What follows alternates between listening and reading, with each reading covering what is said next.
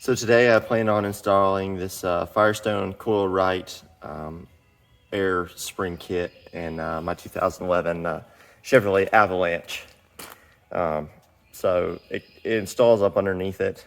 I guess it goes directly, hard to see, but I might end up having to take that tire down. We'll see. I don't know. It might give me more room to work, but it goes up in those springs, and I guess from there you run the air piping, so you get one in each side and the springs, and then you run it out. I guess you can run it out to your license plate, and then that's where you can adjust it and have that. So this is what comes with it. I got it off of Amazon. Actually wasn't that expensive, so looks like it comes with heat shield clamps. Looks like it's showing all these different pieces. So it comes with that shield, so it comes with 1, 2 airbags, so 1 for each side. A lot of hose, so that's good.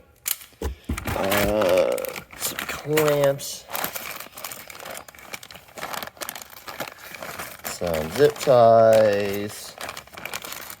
It looks like there's the fillers, but I'm actually not gonna have that. I want to do it equal. So here's the heat shield. So I guess I'll figure out exactly where those are gonna go.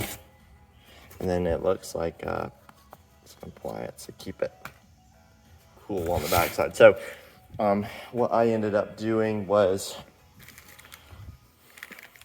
I purchased a T setup here. Let's see if I can get this open.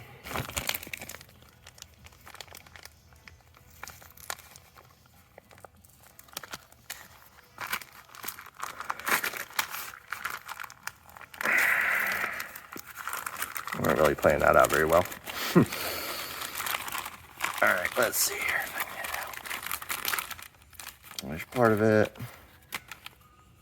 All right, so I got this little T connector. It's kind of like shark bite. I don't know if you can see in there or not, but so you can push that line in and it'll click right in, and then you're all set. You just got to make sure you measure it well to begin with. And then, so I'll have with this T, this side and will go to a bag, and then this side will go to a bag, and then this piece I'm just going to run to one of these pressure nipples, so then that way it'll put equal air in there, and I'm also not trying to run 2 and check it. It hopefully will run even. So that's the plan. We'll see how it goes, but I'll go ahead and start getting some of this up under there, and then I can kind of show how it goes. All right, so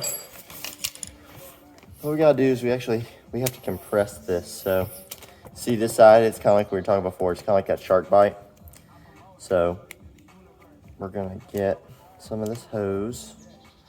You don't need much, we just need enough to be able to compress this, right? So I don't know, about maybe like that much right there.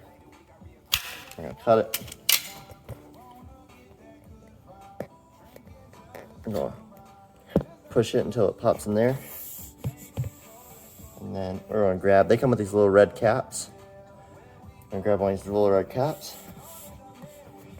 I'm gonna grab this thing.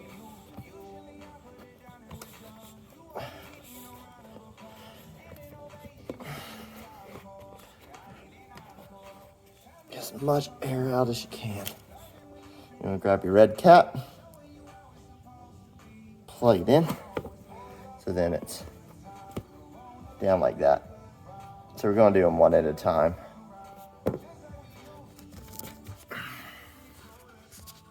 Just something good to note. I did remove the tire, the spare tire, to give me some more room under there. And then I also jacked it up to stretch out the spring. So it'll give me the most room that I can get. So I've got this 3/8 inch extension. It's blunt on the end. There's, no really sharp edges on it. So that's what I'm going to use to get up in there. And see, so you can see where I put it in. Start right there. And I'm going to need both hands for this, but I think the idea is you just work it up into that spring slowly.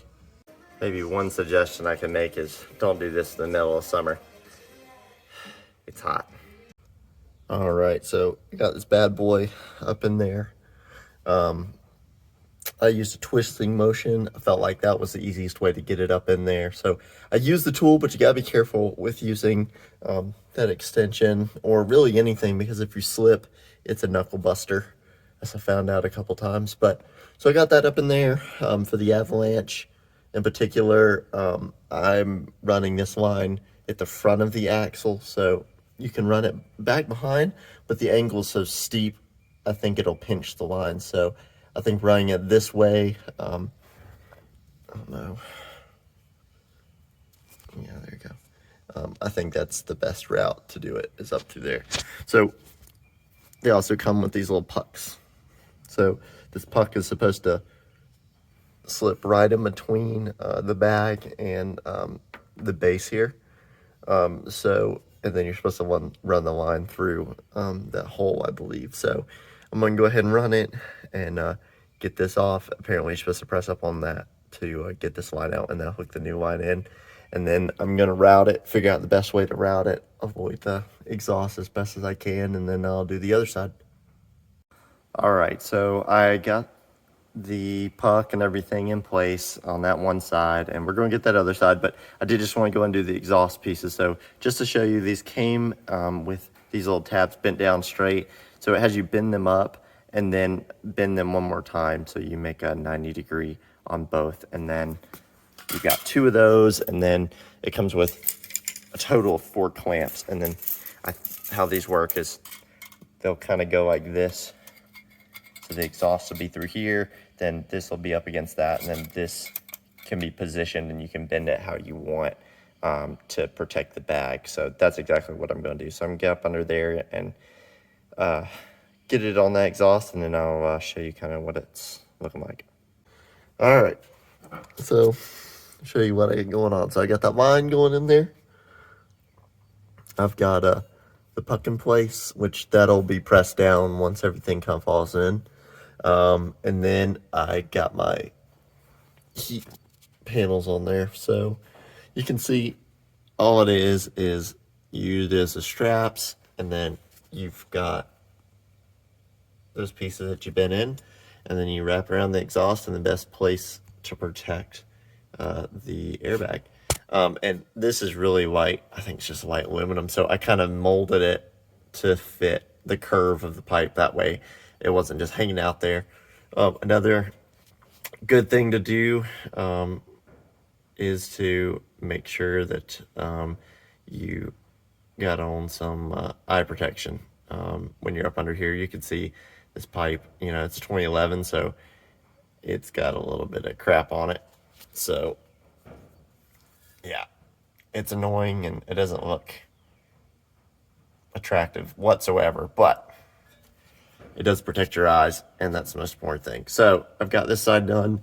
I've got my line running. I'm actually, I think, going to run it across the axle. That seems to be the best spot. It avoids that. I don't know how much line I really have to work with, and I don't really want to take my chances and run into an issue. So once I get that side done, it'll give me a better idea, but I'm pretty certain I'm going to run it along top of the axle here.